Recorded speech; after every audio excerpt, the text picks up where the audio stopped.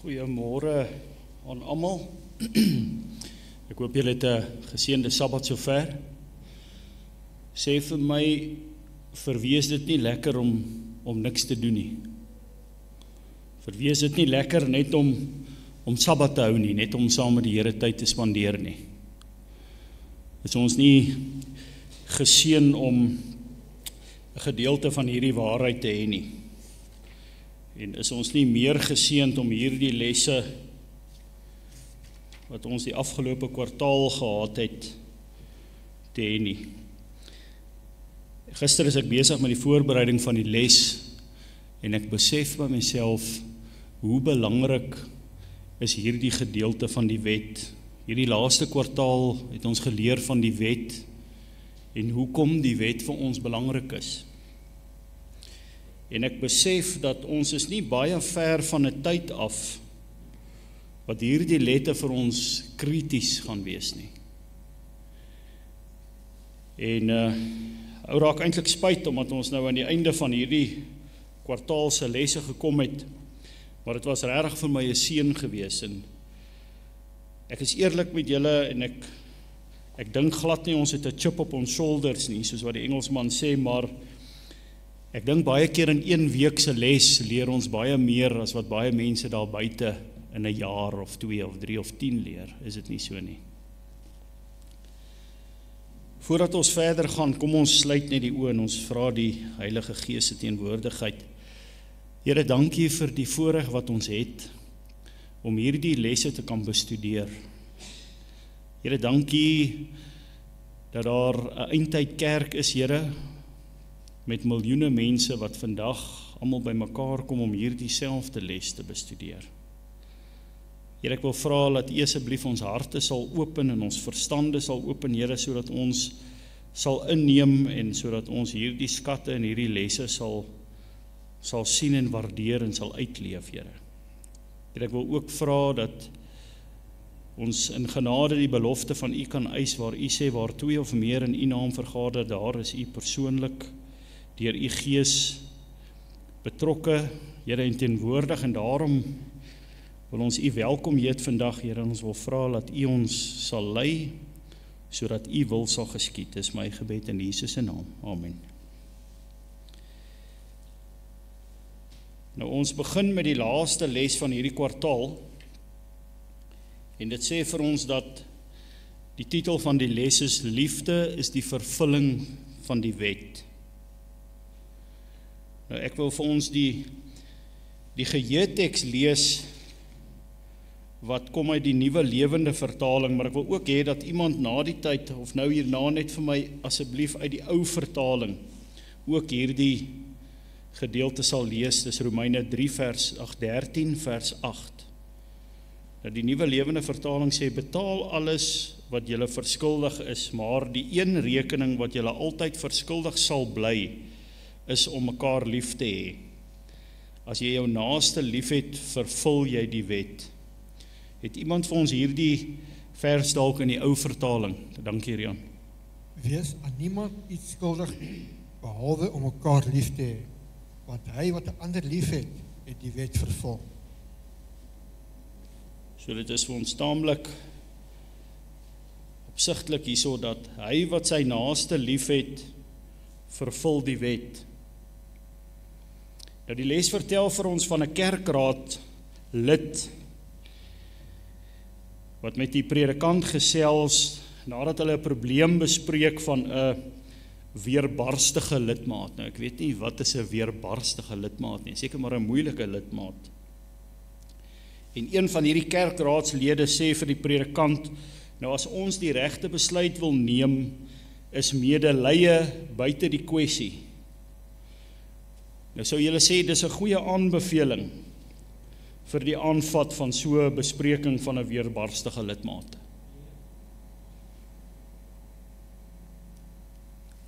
En ek het gedink daaraan, sou ek dalk dieselfde ding kwyt geraak het. En ek sou 10-1. Want ek is nie perfek nie. Ek meen, jy wil mos nou hierdie lidmaat wil jy mos nou uitsort wat nou die kerk ontstig. Maar die vraag is dit hoe Jesus dit sou hanteer? Die les sê vir ons ook dat die predikant was stom geslaan deur die aanmerking. En dit sê hierso, wat is die broer, nou dit is die kerkraadslid se siening oor die Here en sy wet dan. Medelee is immers die rigsnoer vir korrekte oprede teenoor ander en veral teenoor fouterende individue. Medelee kan nie van liefde geskei word nie. Romeine 13 vers 8 som dit netjies op dat naaste liefde is die vervulling van die wet. Nou dit het my laat dink, hoe sien ek soms God se wet?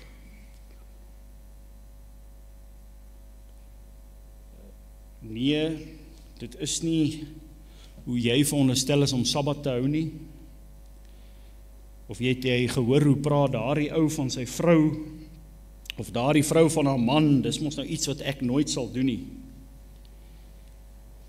Nou die vraag het by my opgekom, hoe benader ons of hoe sien ons mense wat God se wet breek?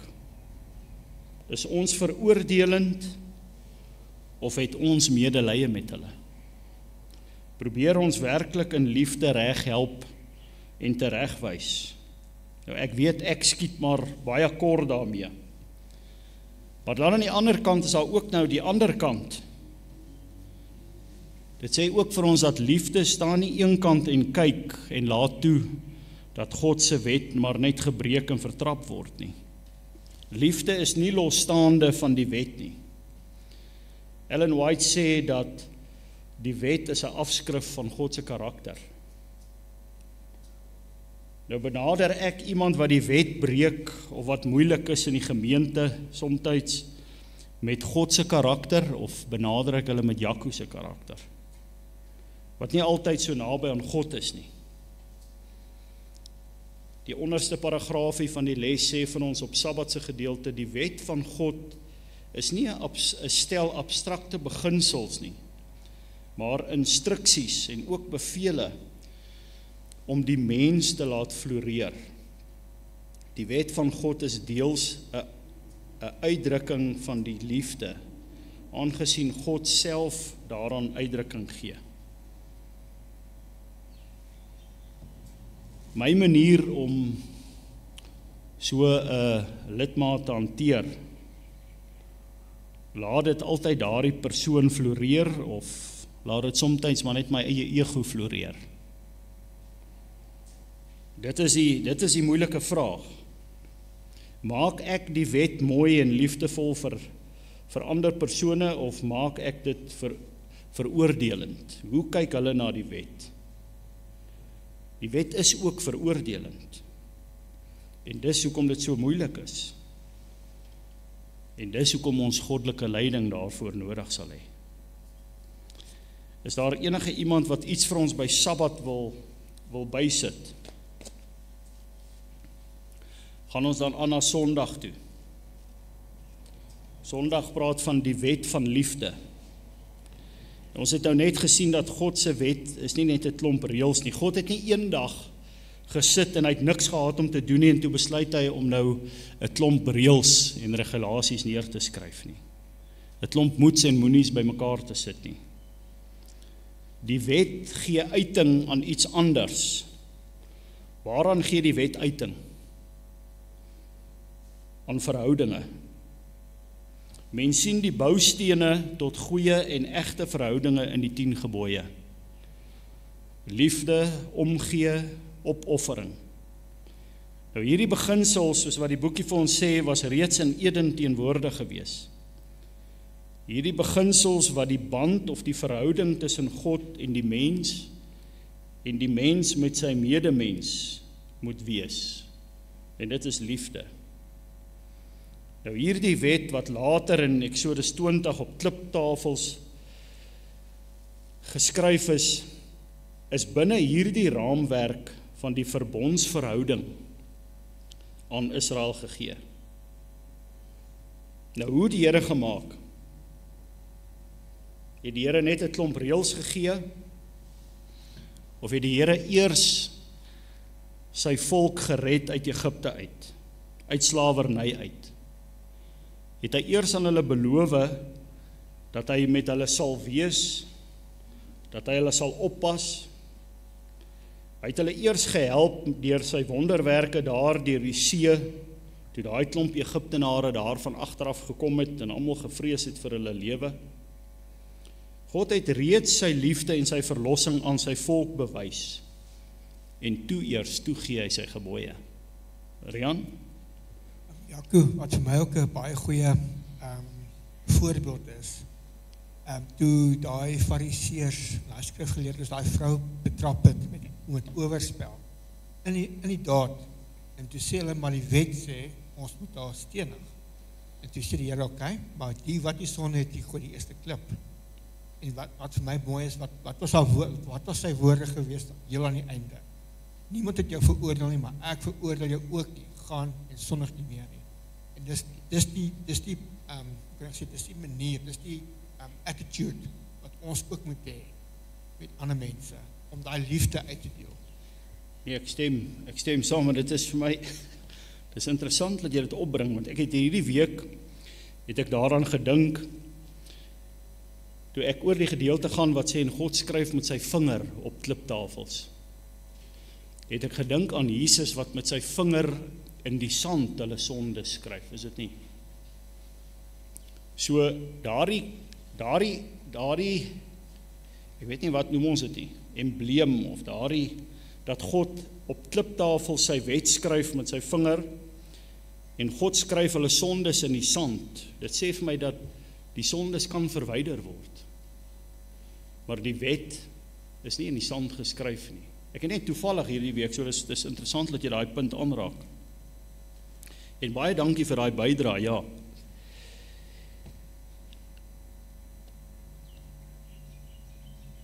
Soos ons gesê het, nou God het reeds sy liefde en die verlossing aan die volk bewys, toe gee hy sy gebooie. Nou God is nie lief vir jou omdat jy sy gebooie hou nie. God is lief vir jou, punt. Dis hoe dit is. Omdat hy lief is vir jou en wil hê dat dit met jou moet goed gaan, daarom gee God vir jou die gebooie. Dis vir jou eie beswil. Die doel van die gebooie. Kom ons kyk so 'n bietjie daarna. Wat is die doel van die gebooie? Wat sou julle sê is die doel daarvan?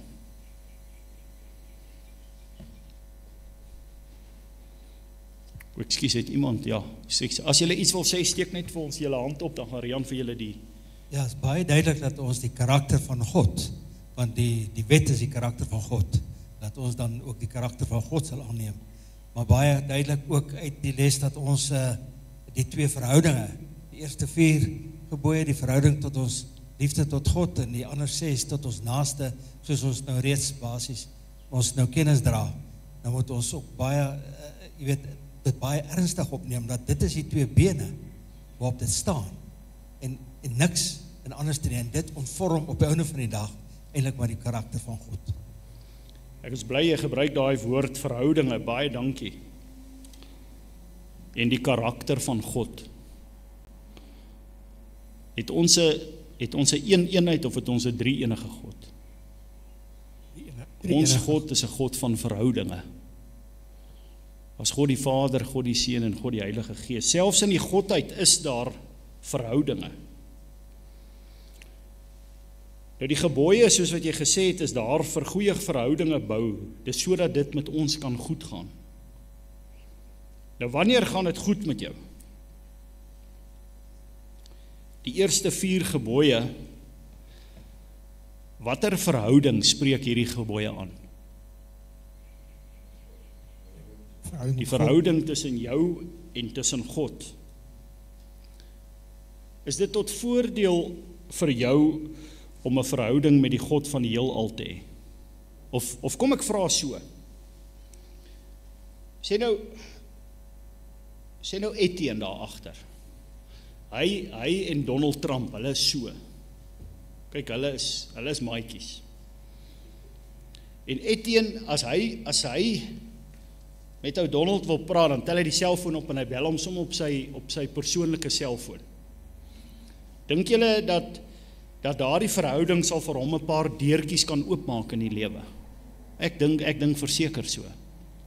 Veral nou met ou Donald wat so 'n bietjie gesels oor Suid-Afrika so af en toe.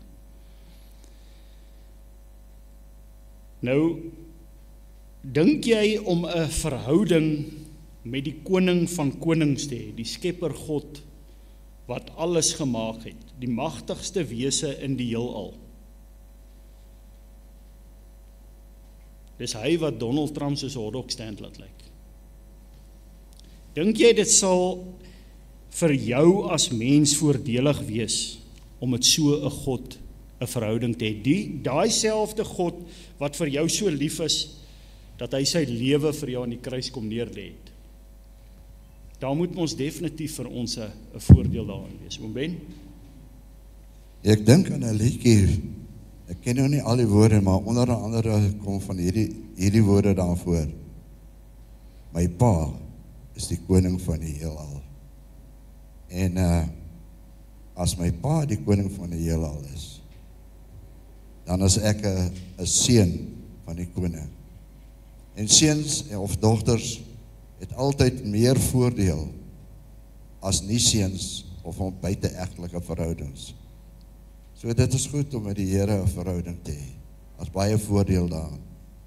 En ek het hierdie week ook na die gebooie gekyk, na al 10, en ek het by myself gewonder, is daar nie iets wat ons kan byvoeg by die 10 gebooie nie? Kort daar nie, miskien 'n 11de gebod nie. En helaas, hoe ek ook al daaraan gedink het, dit is so perfek opgestel, dat dit die totale samelewing invat, die hele lewe word daarin gereflekteer. Dit maak nie saak wat jy opnoem nie. Ek vra vir Rian vanoggend, is daar iets, kan ek dit maar noem? Hy sê ja, hy dink die 10de gebod. Ek sê dit resulteer onder steel. Dit is so, die gebooie sluit alles in, jy weet. Dis soos 'n groot sambreel. Dit dek alles. Dit is net goed om die wet te hou en binne daai raamwerk te leef. Ja oom, daar is niks aan God se karakter wat ons kan verander nie. Dis heilig. Nou, heilig is nie perfek nie. Perfek is heilig. Daar's ook niks skattekwaad wat ons kan doen om die wet te omseil, om te sê, nee man, die enetjie was nou nie in die wet gewees nie. Nee, die wet is perfek, want die wet is liefde. Daardie laaste 6, een van die laaste 6, waaroor oom hulle vanoggend gepraat het, wie se verhouding spreek dit aan?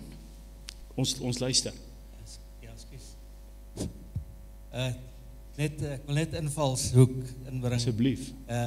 Hoekom is die evangelie selfs vir ons so belangrik? Vir die mens te bring daar buite. Hoe baie van die mens daar buite ken Jesus? Ons moet eers hom ken. Ons moet eers Donald Trump ken voor ons 'n verhouding kan bou. So ons moet eers Jesus ken. Dan bou ons die verhouding.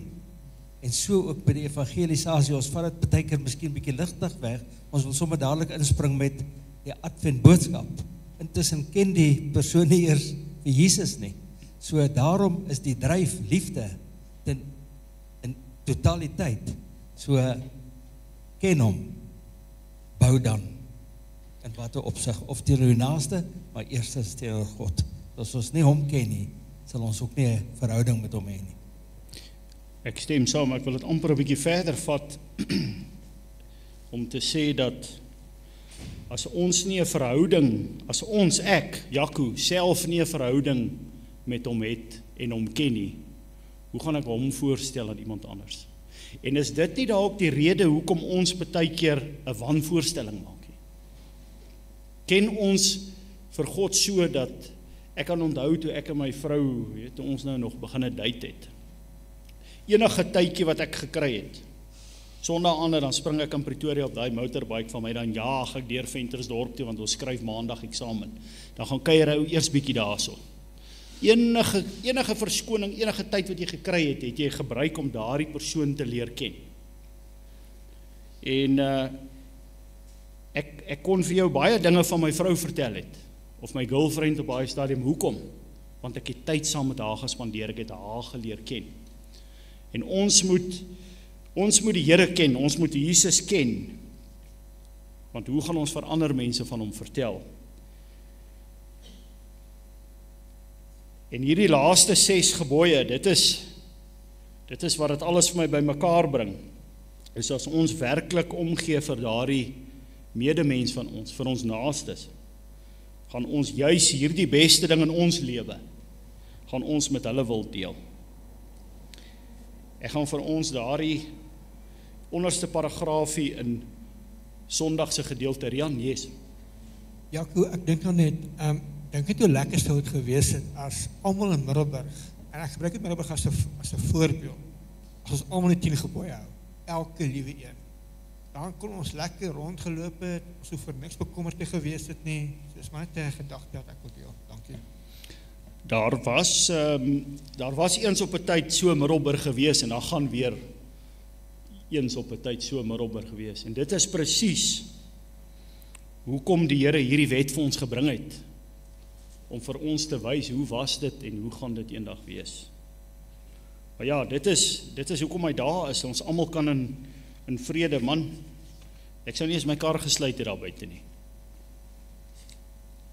Maandag se gedeelte praat van die wet is heilig en reg en goed. Nie heilig, reg en goed nie, heilig en reg en goed.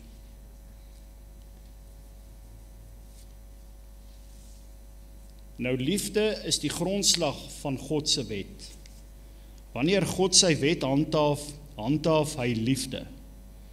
Dit is hoekom Jesus ter redding van die sondaars gesterf het, sodat hy die wet kon handhaaf, maar ons terselfdertyd ook genadig kon wees. Sodoende kon hy beidig die regverdige en regverdigmakende God van die gelowige kan wees.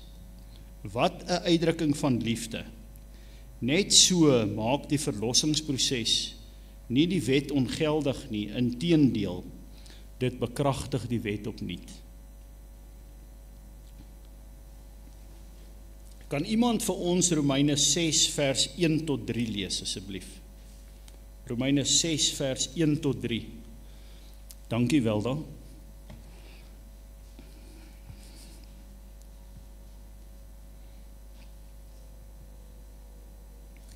Romeine 6 vers 1 tot 3. Wat sal ons dan sê?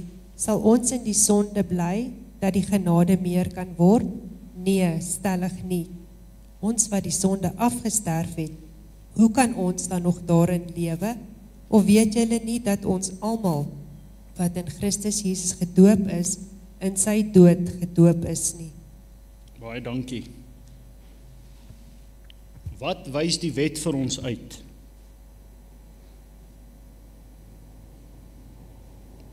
Sonde. Dit is wat die wet vir ons wys. Rian en die dame het vanoggend ook daarvan gepraat. Nou, hoekom moet die wet vir ons sonde ontmasker? Want die loon van die sonde is die dood.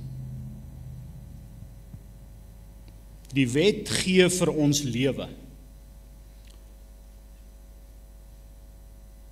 So, as die wet dan vir ons sonde uitwys, en die sonde se loon is die dood, kan ek nou maar in die sonde bly. Daar is mos dan nou genade vir my, of hoe werk dit dan nou? Ek lees vir ons daardie 2 paragrafies daar in die middel van Maandag se gedeelte, dit sê, hoewel party meen dat genade en verlossing die wet uitkanselleer, of ophef, stel Paulus dit onomwonde, dat ons nie moet voortleef in sonde nie, sodat ons al hoe meer genade kan ontvang nie. Nee, die wat gelowig in Christus bly, is in sy dood gedoop. Hoe behoort ons dus onsself voortaan te beskou? As dood vir die sonde en lewendig in Christus.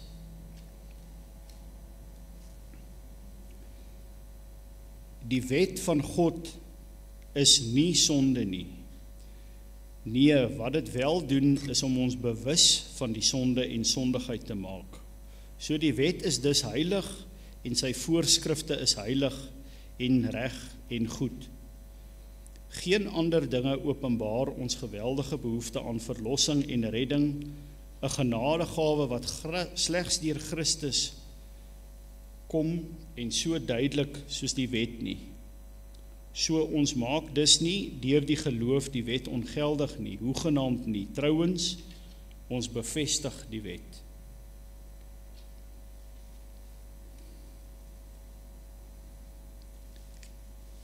Die wet van God verteenwoordig God se heiligheid, sy volmaakte karakter, wat die ene liefde, geregtigheid, goedheid en waarheid is. God se 10 gebooie met sy eie vinger op kliptafels geskryf, as 'n wet wat op klip geskryf is, getuig dat God se karakter onveranderlik is en dat sy regering 'n morele grondslag het. Dit is die wet wat op liefde geskoei is, 'n tema waarom die ganse groot stryd gaan. En dan is daar 'n vraag onderaan Maandag wat sê, let op Jesus se woorde. As julle my liefhet, sal julle my gebooie onderhou. Hoe help die onderlinge verbintenis tussen die wet en die liefde 'n mens om Jesus se stelling reg te verstaan?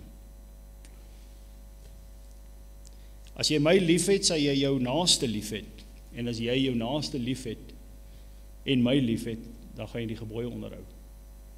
Is dit nie so nie? Ons gaan aan na Dinsdag se gedeelte toe, wet en genade. Julle moet, as julle hande opsteek, en ek sien julle nie, moet julle sommer skree, hoor. Moet maar net nie met 'n mikrofoon gooi nie.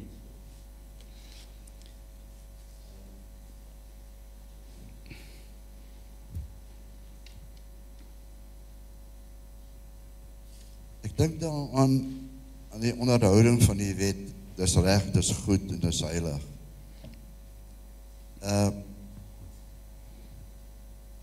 Ek dink in die dae toe ek groot geword het, ons het net oor gepraat, jy weet, hoe jy kon dinge ooplos en so aan.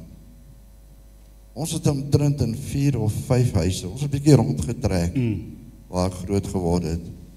Maar nie een van die plekke het 'n garage gehad nie. My pa se kar het sommer aan die straat gestaan. Venster was sommer op tydjie oop nie. Klim net uit en so aan. So die onderhouding van die wet bring vir nie net vir jou as individu vrede en rus nie. Want as jy die wet breek, moet jy die hele tyd, jy weet, oor jou skouer kyk. En as jy 'n vangbaas sien, dan kry jy sommer die bibberasies, as jy nou die wet oortree en so aan. Maar dit is goed vir ander. Jy weet, die wet, die laaste 6, soos byvoorbeeld moord, jy beskerm ons lewe, dis mos goeie goed. Egbreek, bly getrou aan mekaar. Steel, moenie neem nie, gee 'n slag. Verander jou hele wese as jy reg na die wet kyk. Valse getuienis, jy weet. Jy sal nie van jou naaste iets sê wat buite orde is nie. Inteendeel, jy sal ander se geheim nie openbaar nie. En dan begeer. Leer ons om vergenoeg te wees met die goeders, jy weet, wat die Here aan ons toevertrou het. So die wet is net iets goed, en soos dit daar gestel is, reg en heilig. Dis tot jou voordeel om die wet te hou. Jy weet, ek was 31 jaar in die gevangenisdiens. En daar het ek gesien wat wetoortreders, jy weet, oorkom. Dit is nie 'n goeie ding nie. Vryheid is baie kosbaar. En dit is slegs deur die onderhouding van die wet dat ons werklik vry is. Vry van veroordeling. dit is noodsaaklik, dit is reg, dit is goed. En daar is 'n groot gerusheid daarin, om binne die raamwerk van die wet te funksioneer. Nee, definitief, die wet is meer, soos ek nou gesê het, as net 'n klomp reëls en regulasies, en dit is die probleem, dit is vir een of ander rede sien die grootste deel van die wêreld dit so. Die wet is ek kom nou nie op die Afrikaanse woord nie, die wet is 'n limitation, jy weet, hy limit my. Wel dan? Ek wil net aansluit by oom Ben ook. Ek het groot geword in die NG Kerk en die wet is elke Sondag in die kerk gelees. En deesdae word die wet glad nie in die kerke gelees nie. En dis hoekom daar so wetteloosheid in die wêreld is. En ek dink, as jy jou kinders groot maak, gaan jy hulle gereeld herinner wat's reg en wat's verkeerd. En dis waarvoor die Here se wet daar is. Jy moet gereeld dit lees om 'n deel van jou lewe te maak. Dankie. Terwyl jy so praat, herinner dit my aan 'n vers daar in Daniël 7 wat sê aan die einde van tyd, dan praat dit oor die grootte van dae en hoe sy karakter sal vertrap word. En soos ons nader aan die einde van tyd kom, kan ons sien hoe minder en minder en minder word die wet belangrik. En hoe minder en minder is daar agting vir die wet. En ek praat nie net van God se wet, ek praat van enige wet oor die algemeen. Enige wet. Dan hiervoor.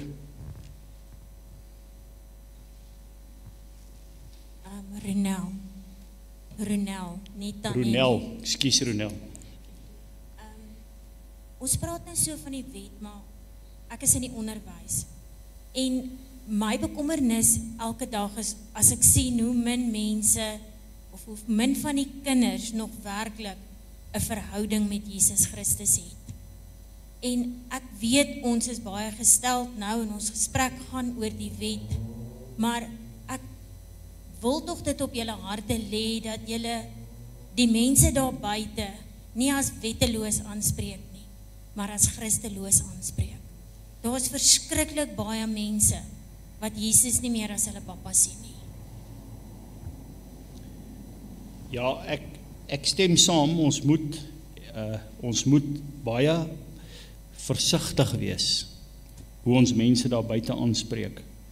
En ons kan dit nie, soos ek vroeër gedoen het, sonder die hulp en die leiding van die Heilige Gees doen nie. En dit is die ding van die wet. Die wet is so goed, maar tog is ons God hy's nie 'n pushover God nie. Hy gaan ook eendag 'n oordeel vel. Maar weer eens, soos wat Paulus sê, dat ons groei op hierdie weg van heiligmaking. En 'n mens kom daarby uit eers wanneer jy reg is om daarby uit te kom. Ek dink soos wat Ronel vir ons sê, is ons kan nie net gaan en hierdie goed in die mense se keelgate afdruk nie, want dit is nog nie die tyd vir daai nie. Maar weer eens kom ek terug by wat ek vroeër gesê het, is as ons verhouding met Jesus reg is, dan sal ons outomaties deur die Heilige Gees gelei word om die mense daar buite te benader.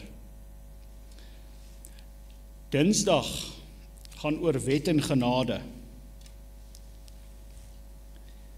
Soos ons gesien het, is die wet en die genade nie strydig met mekaar nie. Nee, hulle dien verskillende doele ooreenkomstig die liefde en geregtigheid van God.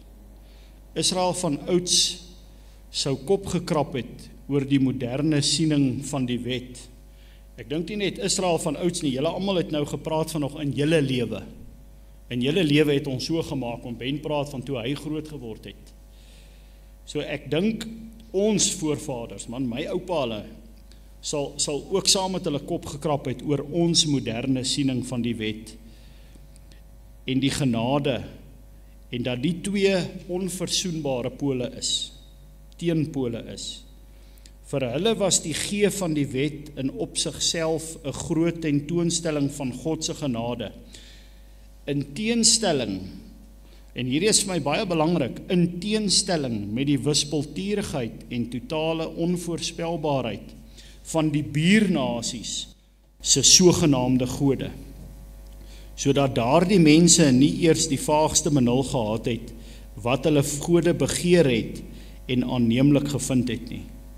Het God, die God van die Bybel, dit duidelik aan sy volk uiteengesit wat vir hom aanneemlik was en wat dra sy goedkeuring weg. Slegs dit was 'n ewige sin en op 'n individuele en gesamentlike vlak wat vir sy volk die beste is. Tog kan die wet ons nie van sonde red nie, ook nie ons harte verander nie. Vanweë ons inherente sondigheid benodig ons 'n geestelike hartoorplanting.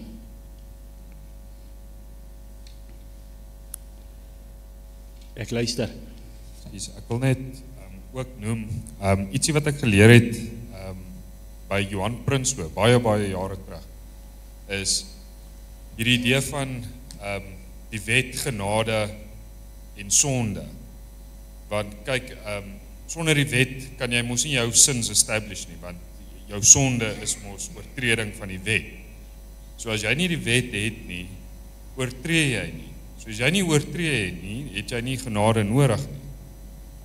So dit is vir my baie mooi. En 'n ander gedeelte is, as ek dink aan die woord genade, mercy. 'n Ander woord vir dit is amper soos probation, want daar gaan 'n tyd wees waar daar nie meer genade gaan wees. So ek dink ons moet ook net bietjie dink aan daai woord genade. Dis probation. Daar gaan 'n tyd wees waar daai genade nie daar gaan wees nie. Dis nou daar vir ons. Daar gaan 'n tyd wees waar daardie beker vol is. En dan is daar 'n genade deur wat sluit. Want dit in op sigself is ook genade, want daar moet 'n einde kom aan sonde, die Here weet dit. En dit is die rede hoekom hy daai tyd in die tuin van Eden, die boom van die lewe, die toegang weggevat het by Adam. Want in ons sondige natuur, kyk wat het Kain gedoen, kyk wat doen ons, kyk wat doen ek.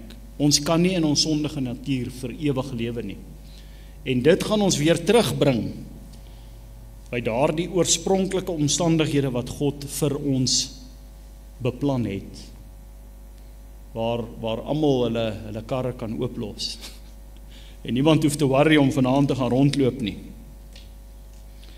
Maar ek hou van wat jy sê, dat 'n mens kan nie hierdie ding sien aan sonde, genade, wet en hier en daar nie, want as ons nie genade nodig het nie, hoekom het Jesus vir ons aan die kruis gaan?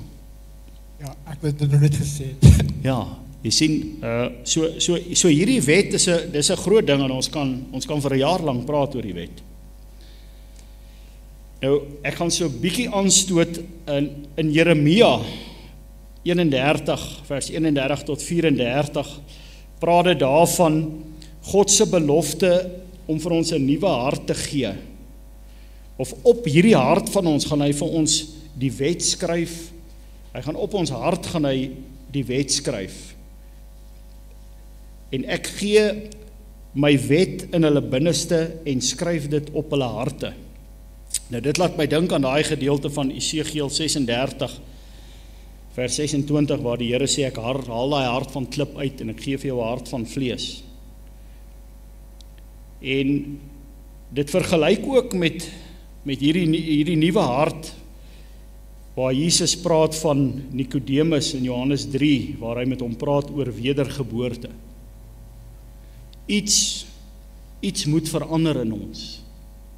Hier binne in ons moet iets begin anders klop. Hierdie brein van ons moet begin ander chemikalieë afgee. Daar moet 'n verandering wees. En daai verandering is wat ons al hoe nader aan God se karakter gaan bring. Seker nooit op hierdie aarde perfek nie, want ons gaan maar vir ewig ons gaan vir ewig 'n verlosser nodig gehad het, maar op hierdie aarde gaan ons vir ewig gaan ons moet 'n verlossing hê. Ons gaan verlossing moet hê, anders gaan ons dit nie maak nie.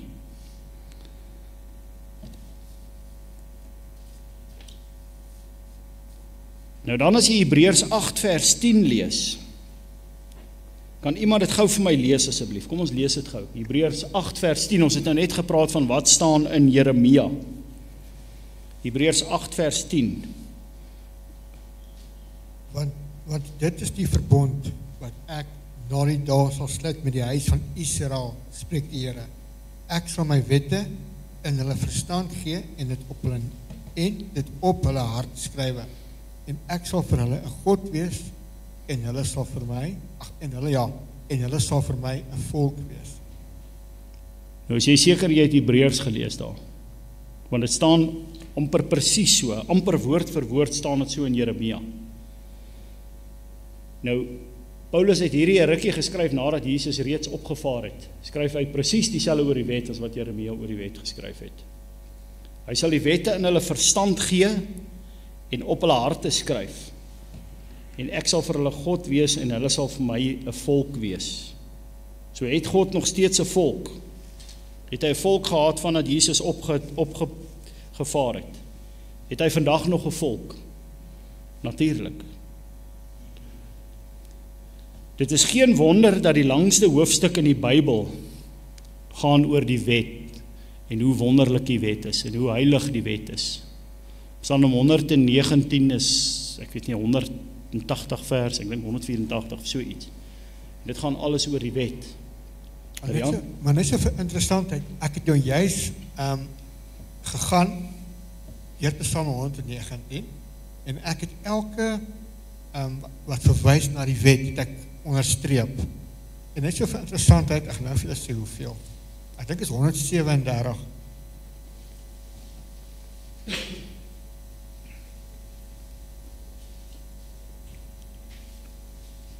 135 keer wat verwys na die wet. En dit is interessant.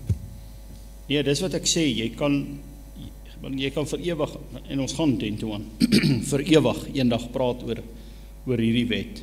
Waar dinge begin verkeerd gaan, in Jesaja 14, in die wet, toe Satan besluit het, ek gaan daai verhouding met God, jy weet, ek is bietjie meer die man. Dis waar dinge begin verkeerd gaan het. Woensdag se gedeelte gaan oor liefde is die vervulling van die wet. Nou daaroor hoef ons nou nie veel te sê nie, al wat ons moet sê is, wat is God? God is liefde. En wie die wet ten volle op aarde, sonder om een keer te val, wie daai wet kom? Jesus. God is liefde. Woensdag se gedeelte is ook 'n baie interessante gedeelte, so julle moet daarna gaan kyk. Ek wil graag by donderdag kom en net so 'n bietjie tyd daar spandeer. Dit sê, maar bo alles moet julle mekaar lief hê.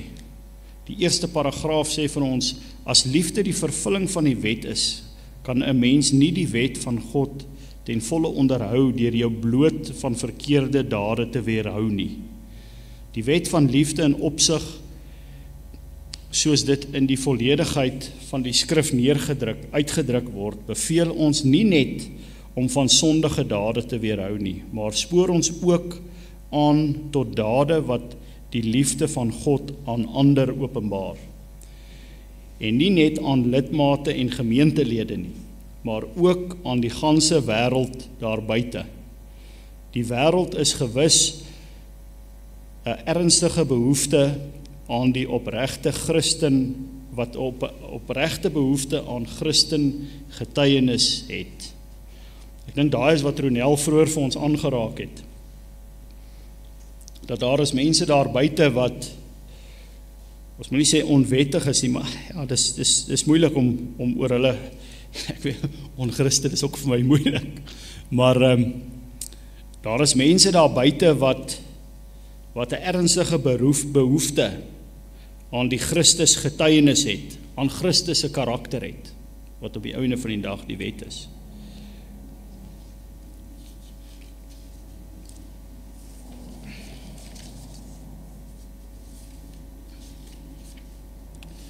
Dan wil ek net gou my draad weer hierso optel. So Jakobus praat van die wet, of kom ons sê, Jakobus 2 vers 1 tot 9, is iets wat ons almal doen. Ek het nou gepraat van belangrike mense. Dit praat daarso van dat Jakobus sien hier in die kerk, hier in die gemeente, sien Jakobus dat as daar belangrike mense in die kerk instap, mense met blinkkarre, mense met blinkpakke, jy weet, dan spring almal op en almal gee aandag en almal kyk na daai mense. Maar as daar arm, nederige mense wat min het in die kerk instap, dan gee mense nie so baie aandag aan daai mense nie. En Jakobus sê, en dis hoekom Luther nie so lief was vir die vertaling van Jakobus nie, en dit heel laaste gedoen het, sê dat dit is 'n sonde om partydig te wees. Nou daardie ou met sy blinkpak of met sy blinkkar, is hy in God se oë belangriker as die arme man. En dit is waaroor dit sê dat, maar bo alles moet julle mekaar lief hê. En dan wil ek vir ons 'n gedeelte lees, hier in die middel van donderdag, wat Ellen White vir ons skryf, en sy sê, sy druk haar uit soos volg hieroor. Liefde aan 'n mens se naaste is 'n aardwaartse uitdrukking van God se hemelse liefde. Die plant van hierdie liefde, waardeur ons kinders deel van een groot gesin word, is die rede waarom die hemelkoning mens geword het en onder ons kom woon het. Wanneer ons sy afskeidswoorde tot volle uitvoering gebring het, julle moet mekaar lief hê, soos ek julle lief gehad het. Wanneer ons die mensdom lief het, soos hy hulle lief gehad het, dan het sy sending in ons gelowige, dan het hy sy sending in die gelowige volvoer. Dan is ons gereed vir die hemel, omdat ons die hemel in ons harte het. Nou hierdie was vir my groot woorde gewees. Wanneer ons die mensdom lief het, soos hy hulle lief gehad het, dan het hy sy sending in 'n gelowige volvoer.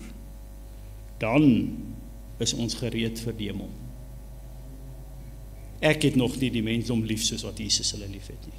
Ek het nog nie die wêreld lief soos wat Jesus die wêreld lief gehad het nie. En Ellen White sê vir ons, dan eers is ons gereed vir die hemel. Oom Ben?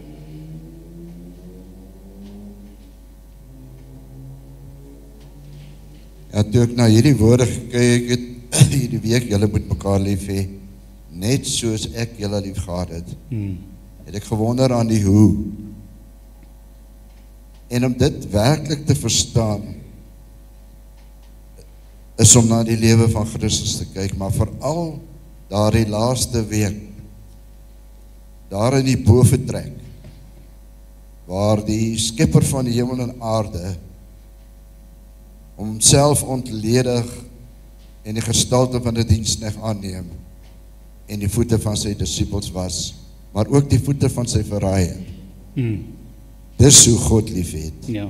Dis om na Getsemane te gaan, en daar in die tuin van Getsemane saam met die Here te vertoef, en sy stryd te sien wat hy gehad het, met die dra van sondes, en sy pleidooi, dat hierdie beker toch by hom moet verbygegaan, nogtans, nie my wil nie, maar u wil. Dis hoe God lief het. Dis hoe ons moet lief hê. God se wil eerste. Dis om daarna die hofsaal te gaan, en te sien hoe die Here mishandel was, en hy het sy mond nie oopgemaak nie, soos 'n skaap wat stom is voor sy skeders, sê Jesaja, hy het sy mond nie oopgemaak. Dis hoe ons moet optree. Ja. Dis om na Pilatus en Herodes se hofsaal te gaan, en te kyk hoe die Here mishandel is, geslaan is, gespoeg is. Dis hoe 'n mens lief het. En dis ook hoe jy liefde wys, oom Ben. En dit is ten einde laaste, om na die kruis te gaan, en te besef dit was vir jou en vir my.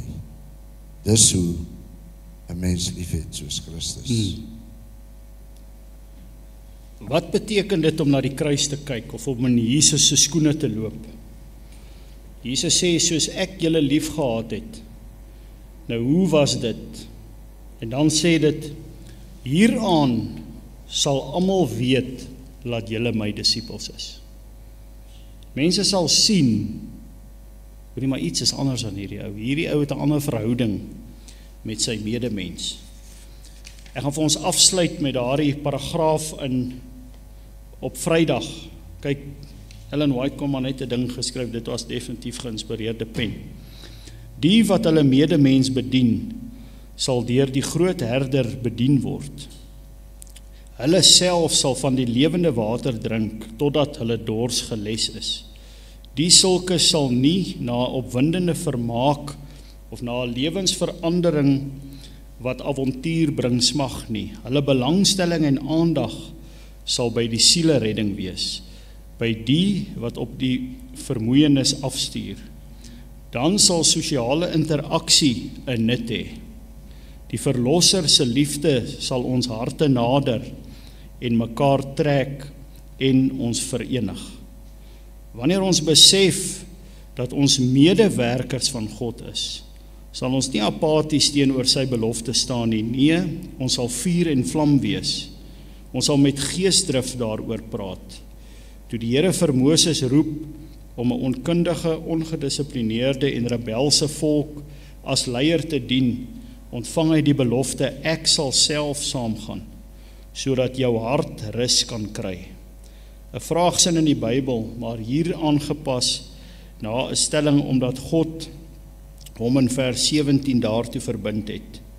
Hierby voeg die Here, ek self sal saam met jou gaan. Hierdie belofte gaan aan elkeen wat hul namens Christus vir God se bedroefdes en lydenis beywer. Kom ons, is daar enige iemand wat iets vir ons wil bysit? Daar agter, Rian, asseblief. I just want to add on how do people see that we are his disciples and how are we fitted for heaven? I think you touched on the issue. Everything goes back to creation and the Sabbath, the fourth commandment. That's a memorial between Christ and ourselves that he made us. So in the same breath, let's look at the word breath and where it comes from. You know, when we did the lesson study, my wife and myself, I found a deeper meaning to the Sabbath itself. You know, coming from a Catholic, I knew nothing about the law, actually. And if the Sabbath points to creation, let's look at creation. You know, when God created everything, he spoke it into existence. Everything was spoken into existence, except human beings.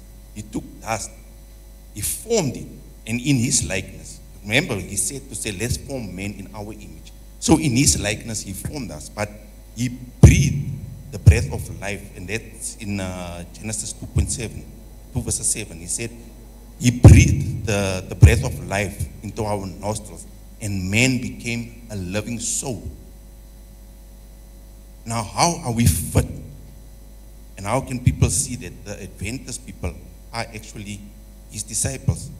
If we actually just look at that, what does that mean? The breath of life breathed into every. It means that each and every one of us here, we are related. We are actually brothers and sisters. And if we see people like that, if we see the druggie out there, what we call the druggie and whatever, let's not see him as a druggie. Let's rather see him as my brother that needs my help. I agree with you. That is one of the consequences of breaking the law. Today we see races. God only created one human race. And that's the difference.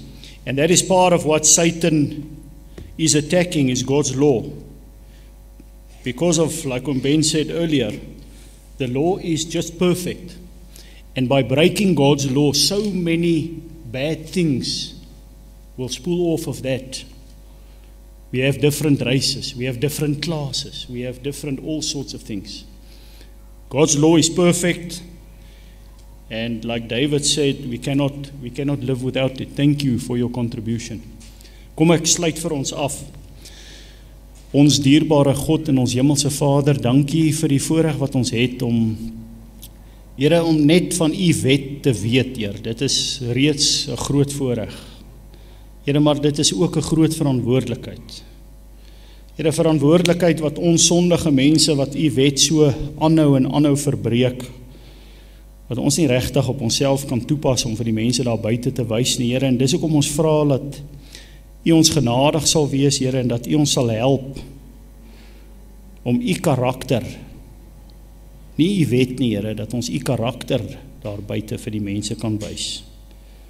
Dit is my gebed vandag, Here, dat u ons verder sal seën, dat u die toerusting sal seën, Here, en dat u die boodskap sal seën, sodat u naam verheerlik kan word. Dis my gebed in Jesus se naam. Amen.